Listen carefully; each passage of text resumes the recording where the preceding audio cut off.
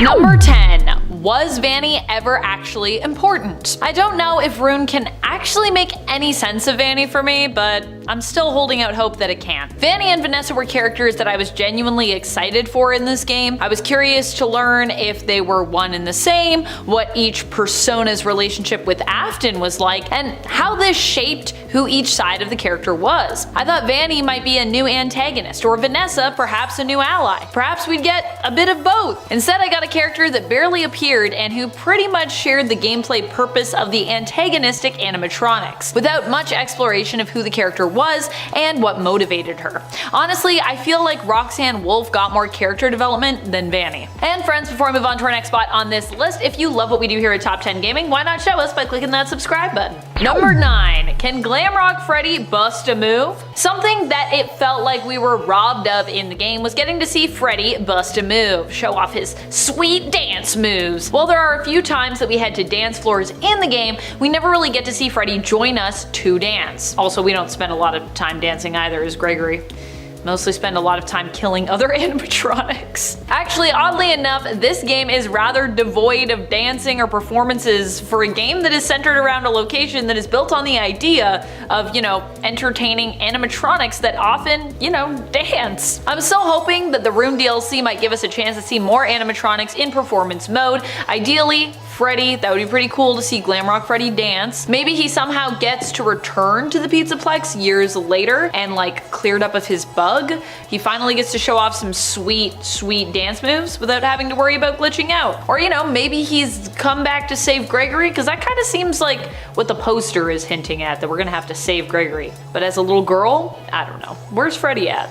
Number 8. Wearable swap? Is it too much to ask to have clothes that you can actually wear in this game? I didn't think so, but it seems that developers disagreed with me, because all the collectibles in this game are basically unwearable. Sure, you can collect them and use them to upgrade stats and even advance missions, but we don't actually get to see our appearance change. I don't think it's a lot to ask for clothes that I can actually wear in a game. A lot of games have this. Heck, Hogwarts Legacy even has clothes you can wear and then further customize the appearance of using previously collected clothing items, even if you've sold those items. So you can not only maximize stats, but you can also maximize your fashion. There is so much cool 80s theme and Fazbear theme stuff in this game. Just let me wear my Glamrock Freddy sweater. Gosh darn it. And it's 7 tally marks. The security logbook has a load of little things that we don't quite understand. One of which is the various tally marks that we find throughout the book. We find 5 on page 9, 10 on page 19, 14 on page 31, 5 on page 36, and another 5 on page 100. Nobody has really been able to determine what these are meant to mean. Some have theories that it's meant to spell out Crying Child's name and Evan, and then they had to stretch to find the N. But nobody has really figured it out, okay? The word search doesn't have 100 spaces, alphanumeric ciphers only yield a group of letters, not a word, and nowhere else in the logbook is there something that really relates to these tallies. They're a seemingly totally arbitrary thing that has no impact on the story, but they have to mean something, right? They aren't just there for no reason. They have to be some sort of answer or code, but nobody has been able to find anything concrete as far as I can tell as of yet. And if this isn't the case, again, excluding the whole Evan thing because that's a stretch, let me know in the comments. But until I can find that, we're here with no explanation. The only thing that I can think of is maybe it represents the amount of victims that William took, since they seem to appear with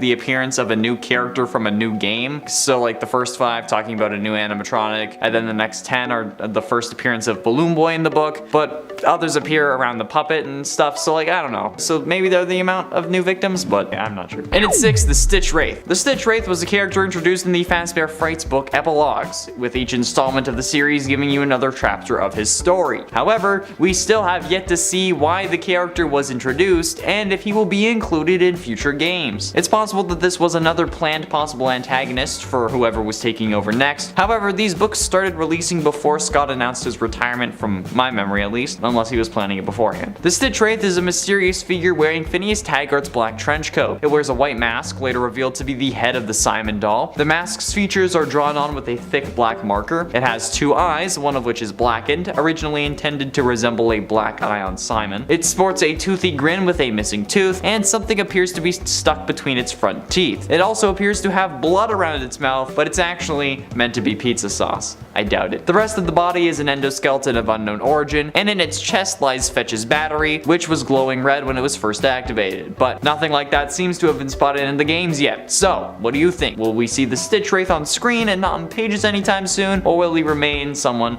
for the books? Halfway through into number 5, Client 46. Some believe Gregory to be the mysterious Client 46, able to be found in the retro CDs available at the end of the game using Roxy's eyes. However, others suggest that perhaps this Client 46 is Vanny, since Vanny is an alternate persona of Vanessa, and Vanessa is the only other client with retro CDs in the game. Client 46 doesn't talk, but is adept at hacking, something that at least before the game came out we associated with Vanny. But if Gregory is a robot, the hacking thing is easily explained away. And Vanessa is asked about her making a costume, whereas Client 46 is seen talking with someone in a bunny costume, or at the very least the costume itself, but the cameras when they are talking are glitching out, indicating that the bunny is Vanny, so it would be Vanessa inside the suit. There's also the fact that Vanessa leaves therapy in disc 12 or so, and then Client 46 doesn't leave until disc 16. I still think it's Gregory, but hey, everyone is entitled to their own opinion, right? Unless they share it in a YouTube video apparently, according to the comments. In at 4, Vanessa. Now we know that Vanessa is working the security guard job because William needed her at the Pizzaplex in a position of power, but she doesn't seem to know about this, and who is this higher up that needed her at the job so badly? Well, considering that Gregory is an excellent hacker and seemingly a robot as well, MatPat is under the impression that it was him who recommended her. But then again, how did she get the job when so many people didn't want her to have it? The hiring manager for the Pizzaplex commented on her lack of experience and how she didn't seem like she was up for the job, but then she gets it anyway? Like, does that mean that this employee was killed, or did someone just pull rank? And if they did pull rank, does that mean that it was actually someone at the company who's still working for Afton, or is Gregory just really this manipulative? Because like, at that point, yeah, I feel like if you're pulling rank, you have to be present, you know? You can't pull rank over an email. That doesn't seem like it would work. I mean, like, Gregory is certainly willing to kill without a moment's hesitation, like we see in the Phaser Blast ending, but like, does that mean that he's done it before, or was he just desperate? He might be the one killing the therapists too. Getting close to the end, and in number 3, Crying Child. Now the possibility of Gregory being a robot is high. There is a good chance that he's not just a mere mortal. However, there is also the possibility that Gregory is not only a robot, but a robot crying child, rebuilt by his father in an effort to correct his mistake, since he is the one who superpowered the jaw that killed his son. There are multiple similarities between the two characters as well, like the design choice of a two-striped shirt with shorts, as well as the constant whining from Gregory, which could be a reference to the crying child, who's crying so much that it's literally his nickname. There's also the whole crying child and Big Brother Michael dynamic that we have between Gregory and Glamrock Freddy, not to mention the best ending screen where Gregory and Vanessa are eating ice cream, and Gregory has a Fredbear popsicle literally with a bite taken out of the head. I mean, like, that's as direct as this game gets, right? Aside from when Glamrock Freddy said Vanny's name is a combination of Vanessa and Bunny. That was also very direct. Thank you for that, Scott. Penultimately, in at number 2, Bonnie. At this point, it's pretty well known and thoroughly believed that Bonnie's disappearance from the Pizzaplex is Monty's fault, considering how his last known location was at Monty's Golf. However, while we're pretty sure it's him, all the evidence is really circumstantial, and with a series like FNAF, we can never really be sure of anything, lest we get surprised by a post-it note we missed that actually references the fact that Roxy and Bonnie were dating and Roxy got jealous. Something like that is honestly not unexpected. I firmly believe that there are at least a few curveballs that we have yet to find because they weren't added in the initial release, or they're planned to be released with the DLC. But currently, the mystery of Bonnie's disappearance is set on Monty being the one who dismantled him, possibly so that Afton could be transferred into his endoskeleton, but I'm still unsure about that theory, but like I said, the next theory should be about that.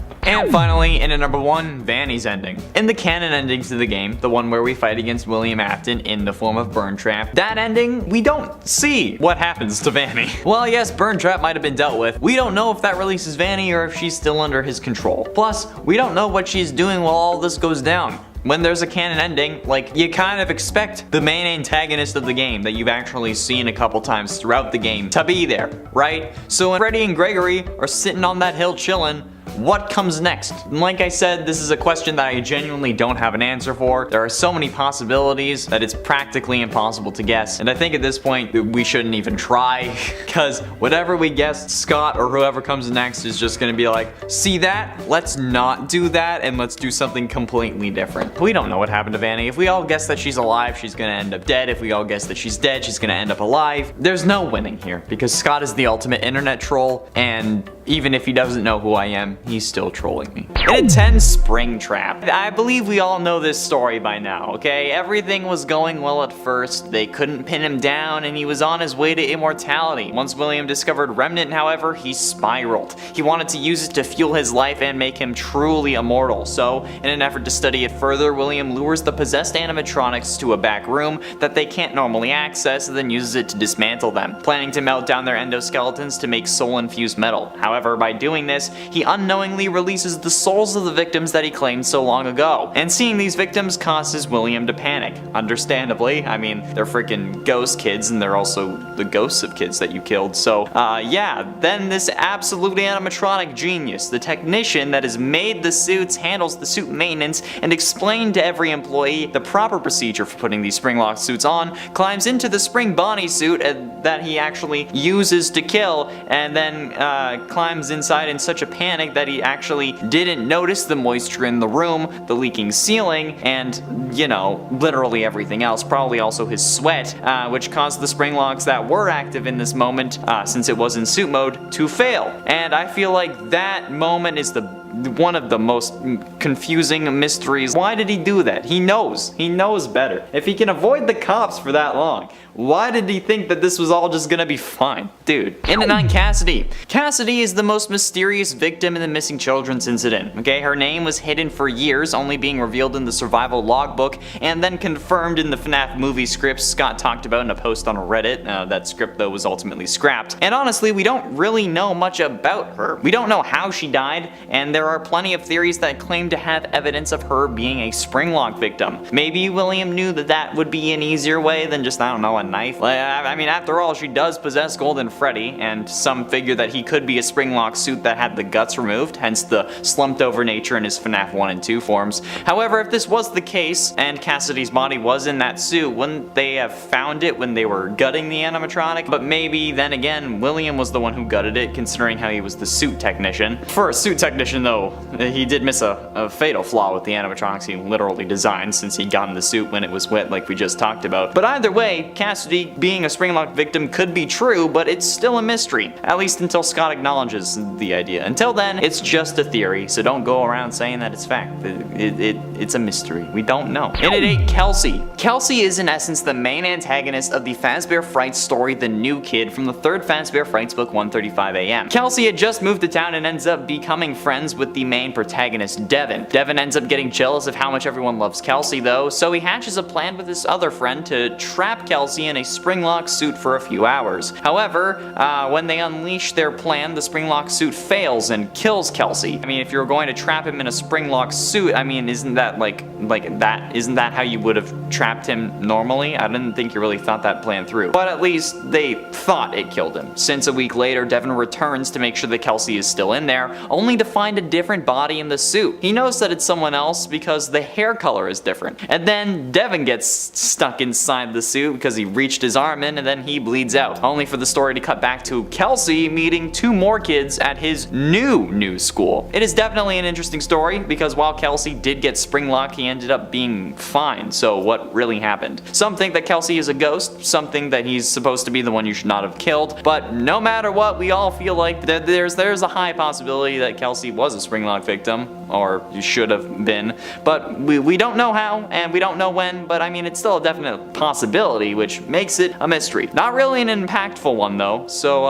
in at 8 it goes. In at 7, Henry Emily. Now this is certainly an interesting case, because seemingly Henry has died multiple ways across FNAF canons, with his first apparent death being in FNAF World at the hands of Baby. His death in the novels seems to have happened before the Silver Eye starts, and then he dies in FNAF 6 along with everything else. But could one of these deaths involve a spring lock failure or something having to do with spring locks? I mean, maybe Afton offed Henry in one of these realities, finally actually, you know, took care of his worst enemy, or maybe Baby has some spring lock mechanisms that's inside of her that she used to kill Henry. I mean, hell, maybe Henry just climbed into the wrong suit at the wrong time, or maybe the right suit at the right time for him. It's a question that we don't really pay attention to because, I mean, Henry's death doesn't mean much to the story, unfortunately. I mean, it's true, it doesn't. Henry dying doesn't really mean much overall for the FNAF lore, okay? We didn't even know that he was alive until FNAF 6, for God's sakes. So maybe, for irony's sake, Scott had him bite the dust in a quicker way rather than just burning him alive. And at 6, Phone Guy. Phone Guy's death is one of the most mysterious deaths of all time, okay? We hear him die in FNAF 1 on night 4 with the sounds of multiple animatronics banging at his doors, but we never really get an explanation as to what happens to him. We know that he dies, but other than that, it's all speculation. One of the theories is that the animatronics got him and shoved him into a suit, resulting in a painful death, especially since at this point the springlock suits were either still in operation or hadn't been totally removed. The actual timeline of events for the springlock suits is a little messy since we don't really have the exact years for the things getting scrapped, yet it's still possible that Phone Guy was shoved into one, or maybe he tried to use it to hide. After all, maybe Phone Guy is secretly William Afton and Scott just doesn't want us to know that yet or something, and what we hear could just be the FNAF 3 cutscene. I mean, I doubt it, but it would be absolutely hilarious if he ended up pulling that on us, okay? And for all those saying that Phone Guy can't be Afton because Afton is British or whatever, so is Tom Holland, okay? It's called acting. You can fake an accent, especially if you're a serial killer who's trying to evade everything, you know? Kinda, yeah, it's a thing.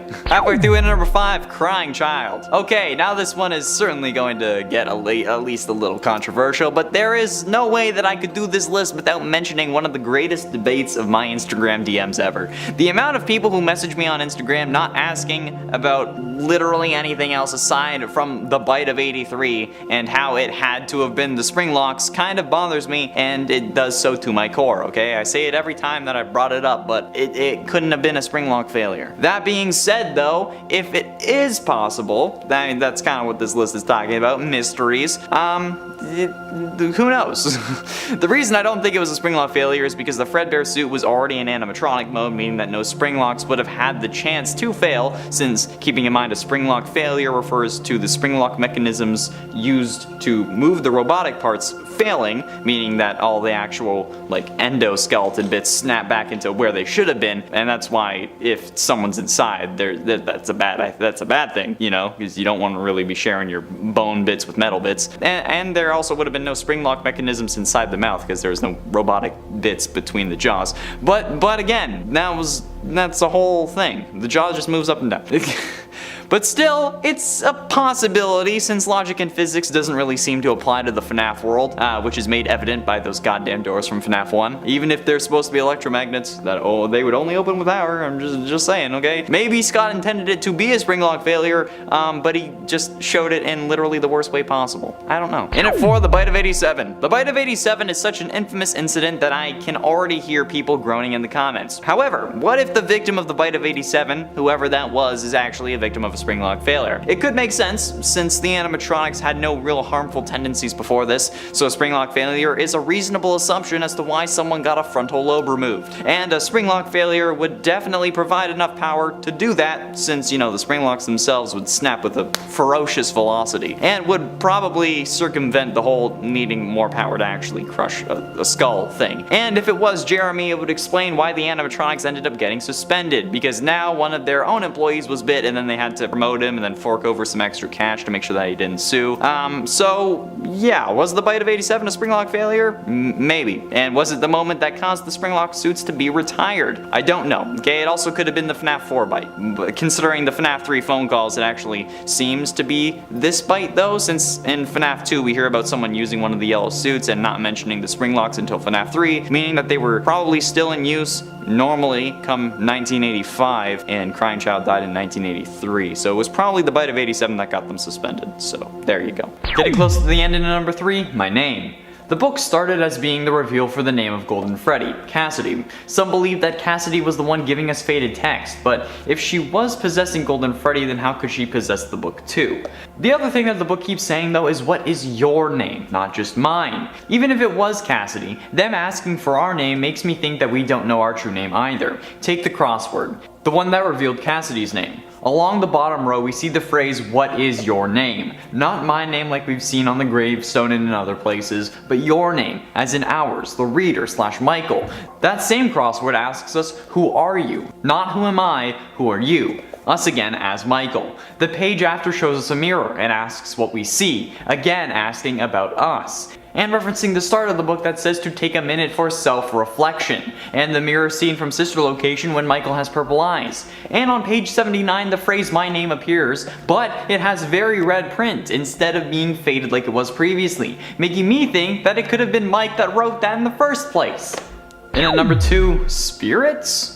One of the bigger theories going around is that the survival logbook is possessed by 2 spirits, one that writes in faded text and the other that changes things that appear on the pages. I don't think that this theory is true, but after Matt had talked about it, it blew up and a load of people take it as fact. And that's one of the issues I have, you don't take theories as fact. This idea came about after someone noticed that on nights 4 and 5 reviews, some text is altered to say things like it was for me, I'm scared and I can't see, instead of the typical, existential dread meter. This theory is a good one. It provides answers and it seems to point to Crying Child being the other spirit. And this could explain why the other parts of the book are messed up like the page numbers, but other than that, it wouldn't really make sense, unless this book is literally an allegory for Golden Freddy. Finally, and at number 1, the party was for who? The issue I have with the 2 spirits theory, however, is that even after the Crying Child responds to Cassidy saying the party was for you, by saying the party was for me, Cassidy still says it again. Why would Cassidy say the party was for you after the Crying Child had already acknowledged that it was? It's almost like it wasn't meant for him to see. Coincidence? I think not. That's right, I said it again because I can. The party was for us. We are Michael, Michael is Crying Child, and I don't know why I'm yelling. And a 10 FNAF 3 ending. Which FNAF 3 ending is canon still isn't actually solidified. Most people assume it to be the good ending since it takes more work and we set the souls of the original 5 missing children free, but in reality we don't know which ending really happened in the main timeline. When asked about it in an interview with Daco, Scott Cawthon said that he wasn't going to answer it, since he knows how the community gets with things, and cited the argument over Mangle's gender as a reason why he wouldn't answer. But in my mind that would just be more of a reason to answer it, so that we would stop fighting over which ending is correct, because then we would have a definitive answer. You didn't give us a definitive gender for Mangle, did you? I don't know. But that's a theory for another day. There was also the common 2 eyes theory that aimed to explain that there were 2 souls inside of Golden Freddy, since Golden Freddy had 2 eyes lit in the bad ending of FNAF 3. However, this is also not true, since the character of Crying Child wasn't even introduced yet, and this was planned to be the final game of the series. So why would an animatronic suddenly have 2 souls inside of it in the last game? And the light in the other eye is just because it's bouncing off the inside of the helmet. That's how light works. Other animatronics in that scene also have some light in their other eyes. So basically everything about FNAF 3's ending is still a mystery. And at 9, Vanny's fate. Vanny's fate from one of the most recent endings is also a mystery when you look at it. In the canon ending to Security Breach, the one where we fight against William Afton in the form of Burntrap, in that ending we actually don't see what happens to Vanny. While yes, Burntrap might have been dealt with, we don't know if that releases Vanny or if she's still under his control. Plus, we don't know what she's doing while all of this was going down. When there's a canon ending, you expect the main antagonist of the game to be there. So when Freddy and Gregory are sitting on that hill chillin', what comes next for the series? This is a question that I genuinely don't have an answer to, and honestly that I couldn't have an answer to. There are so many possibilities now that it's practically impossible for me to guess, and actually I'm pretty sure that's the point. But what do you think? Do you think Vanny survived, or was she caught in the collapse of Roxy's Raceway among with potentially the rest of the Pizzaplex? Be sure you let me know your thought process and theories in the comments below or on my Instagram, okay? Because I'm genuinely curious. And at 8, possession rules. Possession in the FNAF universe is very interesting. However, it's not something that we fully understand yet. There are a couple things we know, like how agony is one of the most powerful emotions that stretches out further from the body than any other emotion, but we don't really know if agony grabbing hold of something and what we call possession are the same thing. We don't know if when you die, if it's your remaining agony or if it's supposed to be your spirit grabbing on. We also don't really know any other rules, if there are any. We don't know if you need to be close to the thing that you're possessing, assuming that possession and agony are different, since if agony is what we are calling possession, then we would need to be around the thing that we're possessing. It reaches out further from the body than any other emotion, but it doesn't reach out like 5 miles, okay? And we know very little about the rules of possession just in general in the series. And you know what? That's probably going to stay that way. I mean, like, if we knew the rules, it would mean that the series would also be confined to those rules. But by never establishing them to begin with, the games can do whatever they want, and then we can't really question it since they never said that it couldn't happen. It's genius, but it's annoying. Number 7. What about the rest of the map? Security Breach was supposed to be massive, and honestly it was, but for all the digital space that it took up both on the maps in-game and on people's consoles and computers for those playing a downloaded copy, it felt like there was a lot that simply appeared but was not used. And that's not even getting into all the completely unused maps that you could find and explore via the game files, the ones that were actually hidden from view or exploration normally. There are also a bunch of places glimpsed in the game that are really underutilized in terms of where the story takes you as Gregory, and even if those spots are used at all in the story. I'm hoping we'll get to see some of these maps return in the DLC and even get their chance to be used in the actual gameplay and story. That would be pretty neat. I definitely think the DLC has the potential to completely change the Pizzaplex, which could open up new areas or just give us an opportunity to venture into areas that were ultimately relegated to serving simply aesthetic purposes in Security Breach. So I actually get to go to those places and, I don't know, maybe do something there that's important. Number 6. Why remove the DLC? Shortly after the game was released, a lot of content that was unused in the game but still accessible via code was cut from this game. At the same time, the DLC tab was still usable, although with some extras having been deleted, these no longer became accessible and just either didn't do anything when you clicked on them or they reset your game. What I'd like to know based on what we see in Rune, or what I'd at least like to get an idea for, is why all this unused content was completely removed. Will we see less of it in the code for Rune because developers simply didn't realize how deep into the code the game fans would go and they didn't want them to look at it for some reason? Or is it perhaps being hidden away because it's going to be properly woven into gameplay for Rune and they wanted to, keep that a little secret? Or is it simply that devs wanted to parse down the game so they could focus on the remainder of what was left and better utilize it? We'll probably have to wait until people get to dive deep into the code for Rune to know. Number 5. Who is Crying Child? Is Crying Child the third and maybe not even final sibling in the Afton family tree? Or is Crying Child some kind of red herring? Or some younger version of Michael that we just don't completely understand yet as to how it all fits in? Is Crying Child Evan, or is this name too some kind of mystery puzzle piece that belongs elsewhere? Is Evan even the name we were meant to find in Survival Logbook? I don't know. I feel like there is still so little that we know about when it comes to Crying Child. I mean, we don't even yet have an 100% confirmed name here. I don't see how this could come into play, but maybe Security Breach will have some more answers for us. I just really need some William Afton flashbacks to clear stuff up here, friends. Number 4, Mrs. Afton. If there even is one, at this point I'm not so sure. The mystery here is basically all about who is Mrs. Afton, and is there a Mrs. Afton? If so, what happened to her? Is she still possibly alive today? Anytime we have a good old nuclear family introduced in the media, many people want to know who their parents are. But they especially want to know if half of that duo happens to be a serial killer who made a whole franchise and army of animatronics to help him. Some people refer to Mrs. Afton as Clara, believing that the character that we see in the soap opera The Immortal and the Restless serves as an allusion to her, and possibly an allusion to her story. However, we still don't know for sure if Mrs. Afton exists or ever existed. Someone has to be the mother of these children though, right? Unless they're robots. I'm just saying. I'm not saying they're robots, but they could be. Number 3, Vanny, victim or accomplice? With Vanny or Vanessa, there are so many questions. Are Ness, Vanessa, and Vanny even all the same person? Are they separate people? Or are some of the three of them the same and then some different? Are they like a pair of twin sisters? I would believe that. Do they have any kind of familial or romantic connection to William or the Aftons? But more important, is Vanny the reluctant follower reluctant because they are new to this world of darkness? or because they simply don't want to be involved at all.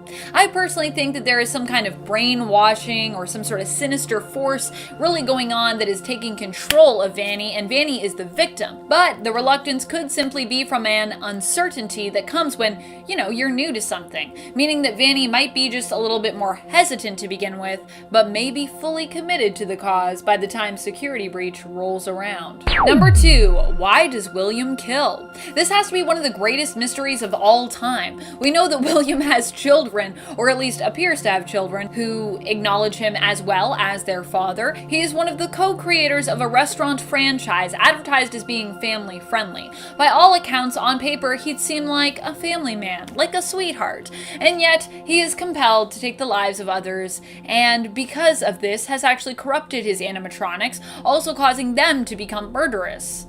But why? For what purpose? Did some event in his life trigger this change? Was it the loss of his wife? And why does he feel compelled to target kids when he himself has kids? Number 1, the horrific timeline. Many gamers, avid fans, and content creators have tried to piece together this timeline, and yet it remains one of the greatest mysteries of all. Not just of FNAF, of all. We have some details that help us to solidify when events take place, but then there are also contradictions within even some of the best timelines. Not only that, but there are a lot of holes, or rather potholes. Kind of like a plot hole, but a little different. Unsuspecting holes that we didn't even know existed, usually, until a new date is given, a new location spotted that causes us to fall into one. A big plot pothole. You'd think with more information we would get a more clearer idea of the timeline, but it just seems to only make the ever-expanding history of Freddy seem more convoluted and confusing.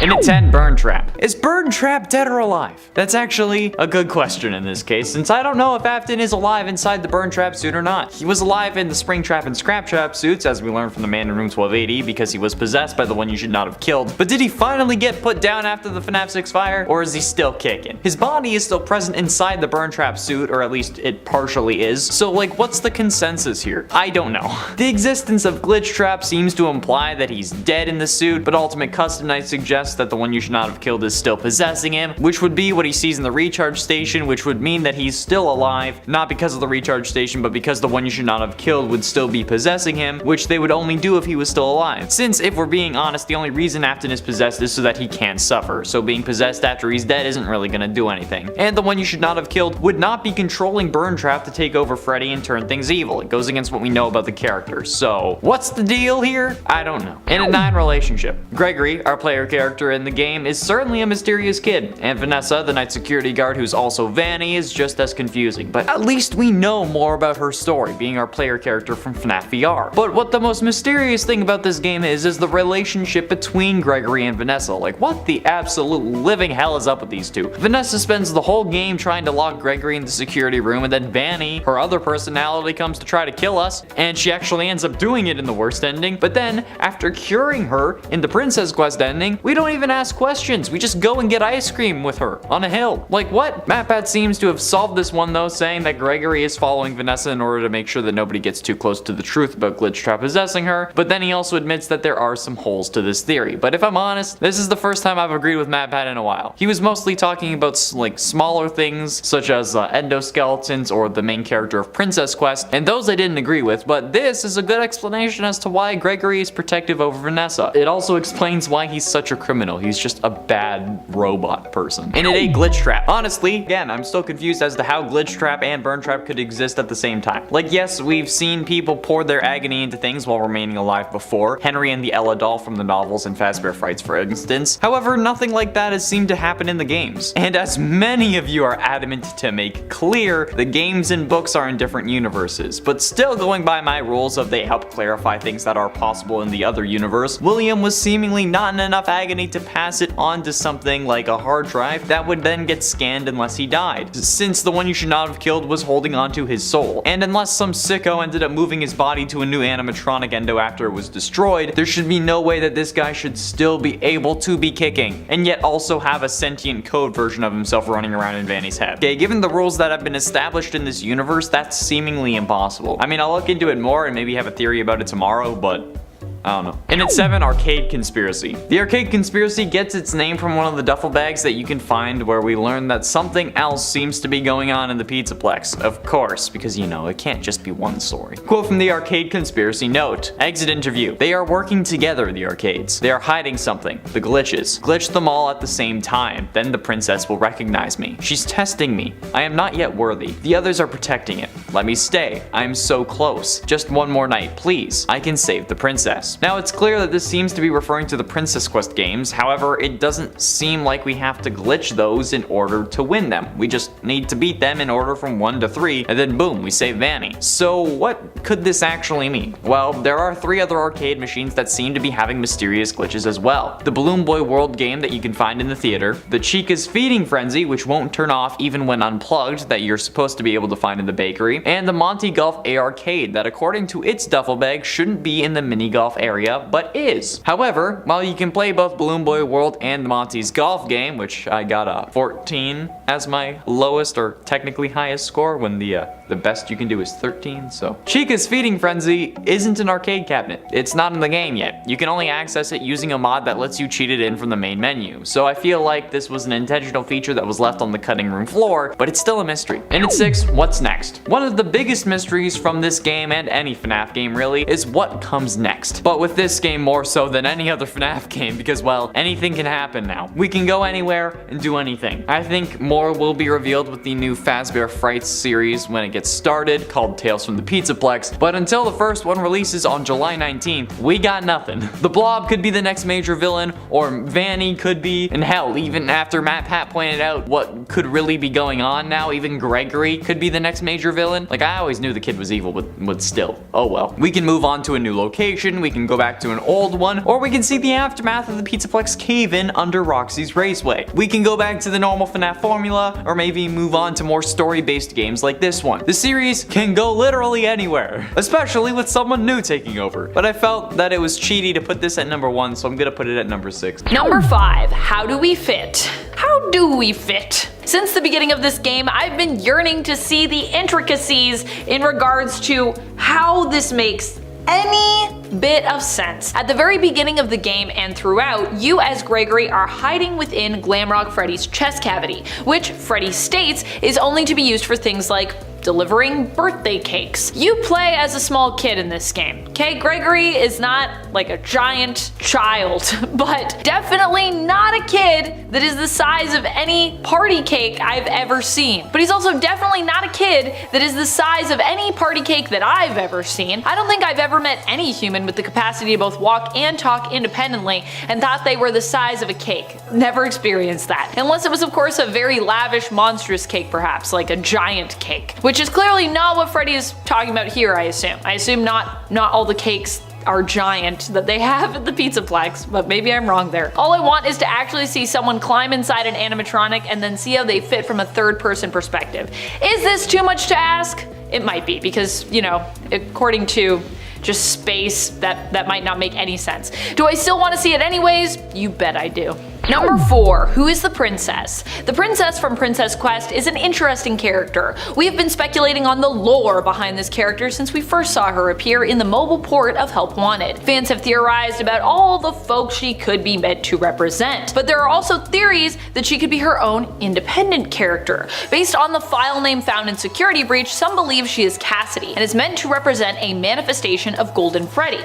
And yet, because of Chica's appearance in Princess Quest 3, some believe that she is in fact meant to represent Susie. Chica, Susie, you know what I mean? Others still have connected her with Vanessa and Vanny due to the 16 torches she lights throughout her minigame, which could represent the 16 cassette tapes we find in Help Wanted VR. There is also the fact that Glitchtrap appears in this game along with Vanny's mask, and of course there is a shadow version of the princess who is capable of lighting purple torches. But who is she actually meant to represent? It would be nice to get a more definitive answer in the Rune DLC, although I think I'm still leaning more towards Vanny myself at this point, so I think I know, but do I know? Because there's a lot of weird stuff that's contradictory with that. Getting close to the end, in at number 3, the bite of 87. I'm gonna be straight with you. We still don't know who caused the bite of 87, or in reality who the bite of 87 was on. We have theories. Like, we have a theory that Mangle, Freddy, or Chica bit Jeremy, but theories do not equal fact. This incident has been on our minds since the first game, and we haven't been able to come up with a definitive confirmed answer. If you ask me, that's almost certainly a mystery. It's been 8 years and we still haven't gotten a direct answer, and if anything, we've gotten conflicting answers. We thought it was Mangle because she goes for the top of the head, but then the handprint on Freddy's face seems to indicate that it was him, and then Ultimate Custom Night caused Toy Chica to say, "Where's my beak?" lodged in your forehead, of course, which makes it seem like it was her. We have no real answer despite what you're going to tell me in the comments. That's right, I know that you're all angrily commenting about how it's confirmed canon, but it's not. It's really not. Unless Scott clearly says Mangle caused the bite and the bite was Jeremy, all we have is theories, which means that this is still an unsolved mystery. But ultimately, into number 2, Afton's fate. The true ending of Security Breach is seemingly one of the scariest parts of the game for me, because it contains a load of things that scare me when it comes to the series' lore. One of them being plenty of unanswered questions and unsolved mysteries along with vague endings. After making your way into Burntrap's area, Freddy will be taken over by Afton's newest form. But then it's up to Gregory to defeat him by using 3 monitors and buttons to burn him, one of the lamest boss battles in history. Players will also need to avoid the animatronic enemies that come for Gregory that aren't Burntrap, and then you'll have to use the doors to temporarily lock them out, or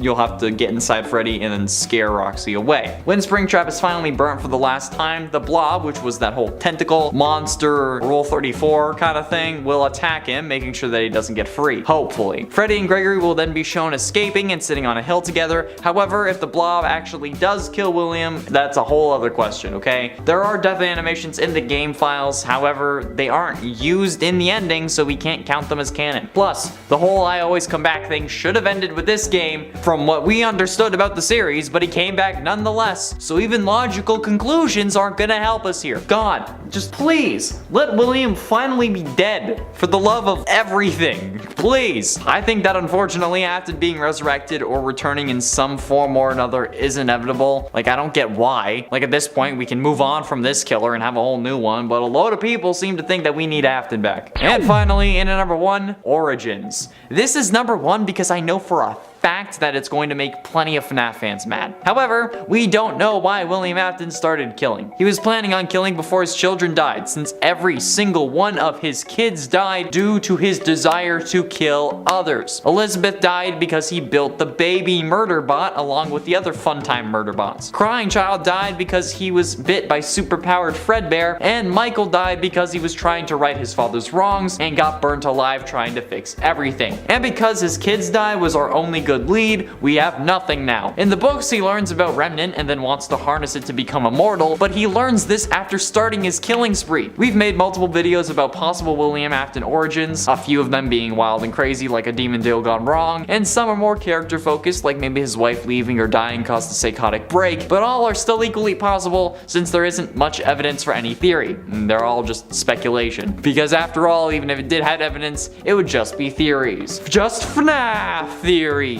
And yes, that's a reference to MatPat. Every time I say that, people get confused for some reason, okay? I'm referencing MatPat there because he says it's just a theory, a game theory, at the end of every game theory episode, okay? I'm not stealing it from him. I'm not doing anything shady. It's a reference. Everyone knows what I'm doing, okay? So just chill. And then 10 tally marks. The security logbook has had a load of little things that we don't quite understand. one of which is the various tally marks we can find throughout the book. 5 on page 9, 10 on page 19, 14 on page 31, 5 on page 36, and another 5 on page 100. Nobody has really been able to determine what these are meant to mean. The word search doesn't have 100 spaces, alphanumeric ciphers only yield a group of letters, not a word, and nowhere else in the logbook is there something that relates to them. They're a seemingly totally arbitrary thing that has no impact on the story. But they have to mean something, right? They aren't just there for no reason. There has to be some sort of answer or code. But nobody has been able to find anything concrete yet as far as I could tell. If this isn't the case, please let me know in the comments, because I can't find that. No, okay? There's just no explanation. The only thing I can think of is that maybe it represents the amount of victims William took, since they seem to appear with the appearance of a character from a new game. The first 5 are when we're talking about a new animatronic. The next 10 are at the first appearance of Balloon Boy. Others appear around the puppet next. Or maybe they're just the amount of new victims. And at 9, what do you remember? There seems to be something else going on in this book as well. Some people seem to think that there's a spirit possessing it and it's trying to reveal Golden Freddy's name. But it's also talking to us about what we remember. So what could we have forgotten? What is this thing that the book wants us to remember from our past? Well, I think I could have an answer to that in all honesty. Check out the top 10 reasons FNAF Crying Child is Michael Afton for that info. But nevertheless, it's still a confusing line. It asks us multiple more things like was our favorite ride the carousel, and was our favorite toy a purple plastic telephone, but why does it want us to remember these things? What does whatever it is want from us? Is it a spirit, or is it just us hallucinating? In a date with Chica. The very last page of the logbook, what would have been page 112, has a faded picture of some form of withered Chica on it. It seems not as run down, since there is still an arm cage for the upper arm and the left arm still has a forearm, but there is no explanation as to why this is there, and why it's the last thing we see. Aside from coupons and the cover, we only see Chica 7 times in the whole book,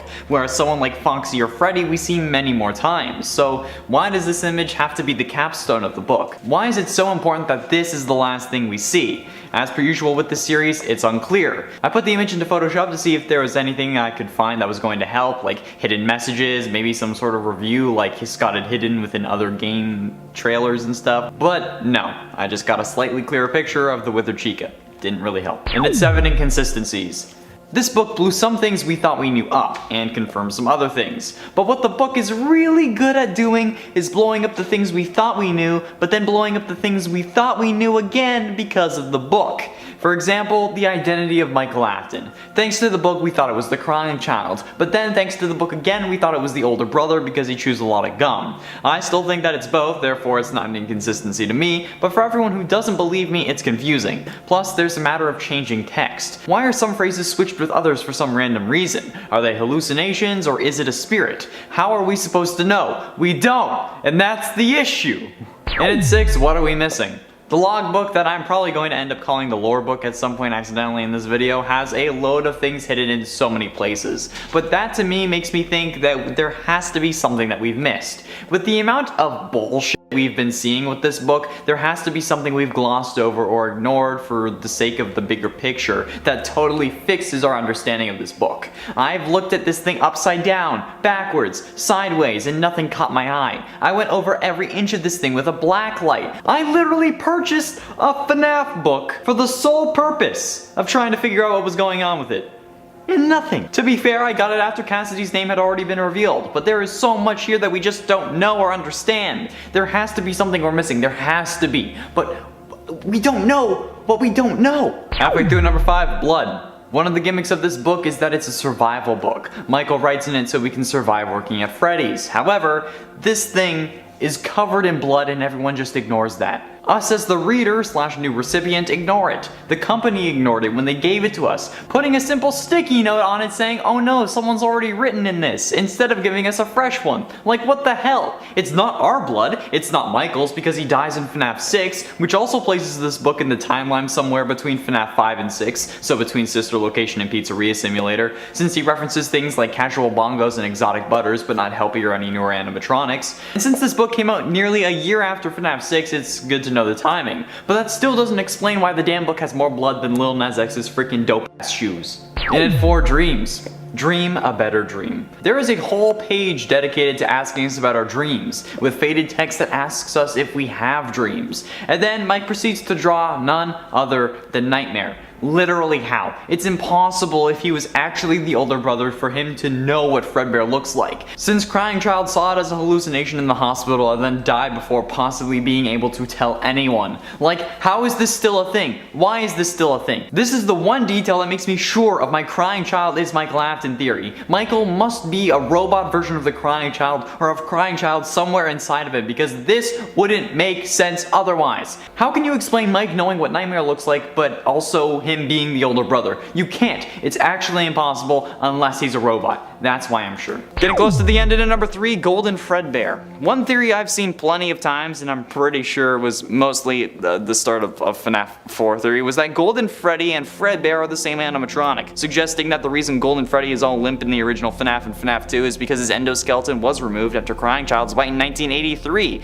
and that's why the suit has to teleport around and cause hallucinations, because it can't actually move. This would also probably mean that Crying Child was the one in the Golden Freddy suit. However, we know that this isn't true based on the characters being separate in Ultimate Custom Night and not just coloring and size, since Golden Freddy is much smaller than Fredbear would have been, since, you know, Fredbear would have to accommodate a human and Golden Freddy wouldn't, since he would just be an animatronic and not a spring-lock suit. But honestly, at this point, the actual design doesn't really seem to matter, since Springtrap went to Scrap Trap and then to Burn Trap, so honestly, it's all up in the air. However, I have yet to see proper substantial evidence of this being the case, and I don't think that they would have removed the endoskeleton before that. But ultimately, in number 2, Shadow Animatronics. One of the oldest theories is that the Shadow Animatronics are the first Springlock victims, and this comes to us after the FNAF 3 phone guide dialogue that mentioned multiple and simultaneous Springlock failures, which some interpreted as multiple Springlock suits failing at once, since the term Springlock in this situation is being used to describe the suit as a whole and not the actual individual mechanisms that make up the suit. So, the line of multiple and simultaneous Springlock failures could mean multiple of the Springlocks inside the suit failing at the same time, or just multiple suits failing. This led some to theorize that previous employees were killed in the Springlock suit, which is where the Shadow Animatronics come from. This is supported by the fact that these are both shadows of Freddy and Bonnie, the two animatronics that have Springlock versions. I mean, there are some holes in this theory, because, you know, one of them looks like Toy Bonnie, and Toy Bonnie's not a Springlock suit, but there is potential that this is the case, because again, design's consistency doesn't really seem to matter anymore. And finally, in number 1, Double Trouble. Could William have suffered a Springlock failure before getting trapped in the Springlock Bonnie suit that we see in FNAF 3? It is possible, okay, and it certainly appears like this could be the case in the FNAF novels. Well, it is the case in the FNAF novels, but because of that, it could be the case in the games. Since William in the books is described to have scars that are consistent with a Springlock failure before actually becoming Springtrap in the books. So, could it have happened in the games? Could William have been the reason that the Springlock suits were actually retired? Since we do hear of the unfortunate incident at a sister location, so is that unfortunate incident instead William? There are plenty of people that it could be, but William having to deal with it would certainly get them put out of commission, because, you know, he's kind of up there, and I mean, he doesn't really seem to care about anyone else, so if they failed on them, why would he retire them? But with William continuing to use the suit and putting it on after, you know, when like the room was wet in FNAF 3, this could be unlikely unless he just doesn't have the capacity for trauma, but it's still possible either way, okay? So since this list is about mysteries, I feel like this deserves to be on it. And you know what? Be the capstone. Number 10. Who does what and when? I mean, this one we kind of have an idea for, but even the working theories based on the novels and the games don't really make a ton of sense in practice, especially if you try to put them together. Initially in the trilogy, it's made to seem like Henry is the brains behind the brilliant animatronics, while William is more the suit, the charismatic business entrepreneur that is the driving force behind Fazbear Entertainment. And yet after the death of Henry, William must be the one creating the animatronics, right? But also, William must be operating under some kind of pseudonym, as he should also be a wanted criminal at this point. And then if William and Henry started Fazbear, I mean, who's running it now? Were they both still running it for a time together, even after all the scandals and all the stuff between them? Or maybe just one of them was running it. Or maybe they were both sort of running it. Is William somehow still involved in the decisions the business makes, operating in, I don't know, some disguised manner so people don't know who he is? This is all logistics, but when you get into logistics with FNAF, things quickly get confusing. Also, if there's like a new CEO, do they have like any idea of like what's going on? Are they aware that the animatronics are dangerous? Because then there is the lore from Special Delivery and the emails there, which makes me think they don't know, but that they have to deal with it, and it's just like, wow, there's a lot going on here. How does the business run? I need like another instructional video, please, on corporate Fazbear Entertainment. Quick. Number 9, Jeremy Fitzgerald. Another one that remains a mystery is Jeremy Fitzgerald. Was he just a poor soul stuck working at Freddy's, or was he somehow connected to the Aftons? Is he the same Jeremy mentioned in Help Wanted, or is that just a coincidence? In the world of FNAF, we don't really like to believe in just coincidences. And so it's likely that Jeremy is another piece to the intricate puzzle of FNAF that we just simply don't know quite where to place yet. And friends, if you are loving this video as much as I am loving communicating it to you, please be sure to let us know by giving this video a thumbs up. Every time you click like on one of our videos, somewhere a clue is found to solve one of these mysteries. Give us more clues. Click like. Number 8, how did Michael Afton survive? We can kind of chalk this one up to suspension of disbelief in storytelling, if we wanted, but what fun would that be? There must be more going on here than just required suspension of disbelief in a story about souls that possess animatronics, making them eternally vengeful and murderous, right? After Michael is scooped, Ennard wears him as a sort of skin suit disguise, but Michael still somehow survives this experience. Even after his flesh is rotted and he's upchucked the nuts and bolts and other components of Ennard from within him, he collapses and then somehow he seems to come right back to life, with Circus Baby's voice reassuring him that he won't die. But why? How? What? Is Michael a robot? Because honestly, friends, I think he might be a robot. Number 7, Ultimate Custom Night. What is even the real lore behind Ultimate Custom Night? Is it some kind of hell dimension where William Afton is the protagonist and is constantly punished night after night for his sins? Or is it just a game and there's really no lore here at all? It's just a fun, completely customizable FNAF gameplay experience. Or is it possible UCN is neither of these things, but there's actually something else going on here in terms of the story? With so many of the other games helping to build the world and lore of FNAF, it's really hard for fans to dismiss Ultimate Custom Night as just a fun experience. Besides, some of the animatronics say what feel like pretty targeting and specific things, which makes us want to believe even more that UCN has a greater place in the story of FNAF. Number 6, Circus Baby. Why did William Afton make an animatronic for his daughter that in effect could kill her, and was kind of built to kill her? So, wait a minute, what does this mean? Was Circus Baby made for this actual intention, or did William simply make a mistake when he was creating her? Was she modded after to become the perfect accomplice to William's crimes, or did he build her with that intention and simply claim that she was a gift for his daughter? Was it like a weird cover-up? Was his daughter the one who actually was maybe into kidnapping to begin with, which is why he designed Circus Baby like that? Like it was for her, so it really was for her, but like she was the one that was into it? It's getting confusing in my brain. Oh man. Could Elizabeth Afton really be the mastermind behind all of this? Or was she perhaps just part of an experiment? An experiment William Afton was willing to use his own daughter for, if she really is William's real daughter at all. Basically, I just have a lot of questions about why Circus Baby was made, and I think you do too. And sorry, I know I didn't really come close to any answers with this point, I just spun more webs of craziness, but there's a lot of potential here for where we could go with the explanations, and there's a lot of confusing options for what could be going on here, so that's that. I know it's crazy to say that Elizabeth could be the mastermind behind all of this, like I know how crazy that sounds, but what if Elizabeth is the mastermind behind all of this? Ah! It was Elizabeth all along. Halfway through into number 5, Mrs. Afton. We know little about Mrs. Afton. We don't even really know if there was a Mrs. Afton. We know that William probably had to have some form of woman in his life, assuming his kids are biological and not adopted or kidnapped. But we also have no idea who this woman was, or if she's currently alive. If she died, or maybe she just divorced William, or left him. There have been so many rumors or ideas that were started by different FNAF parody songs and animations involving car accidents and the missus walking in on whatever William was doing, but none of these have ever been confirmed. confirmed, so treating them as fact is a major mistake, okay? There's also no official name yet for Mrs. Afton. Some people call her Clara because of The Immortal and the Restless, the soap opera from Sister Location, since there was a vampire in purple that people compared to William, which for some reason meant that even though William's name's not Vlad, that Clara was 100% the name of his wife, which, I mean, isn't true, okay? Because like Clara Afton doesn't seem to exist, at least yet. And some, including myself, thought that Vanessa from Security Breach could have been revealed to be Mrs. Afton, but doesn't seem to be the case anymore. Or like maybe at least she could have been the baby mama, but again, that's not happening. And at 4, Client 46. Some believe Gregory to be the mysterious Client 46, able to be found in the retro CDs available at the end of Security Breach using Roxy's eyes. However, others suggest that perhaps Client 46 is Vanny, since Vanny is an alternate persona of Vanessa, and Vanessa is the only other client with retro CDs in the game. Client 46 doesn't talk, at least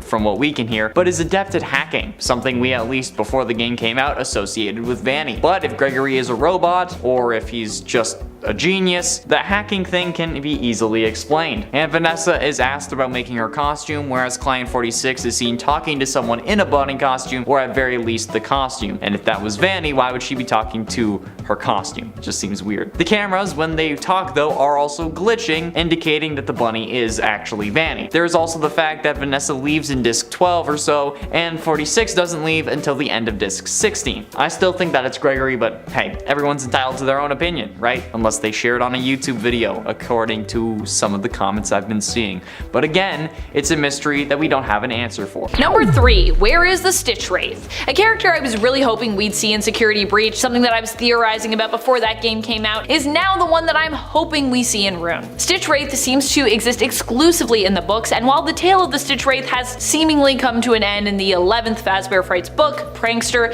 this is a character that I would still love to see somehow incorporated into the games and given some kind of new meaning. Visually speaking, and in terms of characterization, the Stitch Wraith is just a fascinating character to me. Is it possible we could see the character finally enter the world of the games in Rune? I hope so. Number 2, who is Gregory really? Who is he really? I don't believe you. He's no one. I don't believe you. Gregory is a character that has made me question everything I thought I knew about this franchise and the lore, because he doesn't really seem to be anyone. For those of us who were extremely passionate about the lore prior to the release of Security Breach, Gregory was a major disappointment for many of us, I gotta say. We still don't know who exactly he is, but it seems more than likely he's kinda just no one? Although I personally still think he might be an animatronic that was somehow made by William Afton and just appears to be a boy, or is perhaps an animatronic that was maybe made by somebody else. Might not be Afton there. I'm really hoping we get some kind of lore significance for the character, no matter how small it may be in the Rune DLC. Here's hoping. Number 1, what about the Cult of Afton? This, for me, is a big one, and it might not be as big of a one for you, but for me, as the person writing this, is what I want to talk about. So we know that William Afton once again returned as Burntrap in Security Breach. Last we saw, Burntrap got dragged down into a pit in a fight with the Blob animatronic, or animatronics.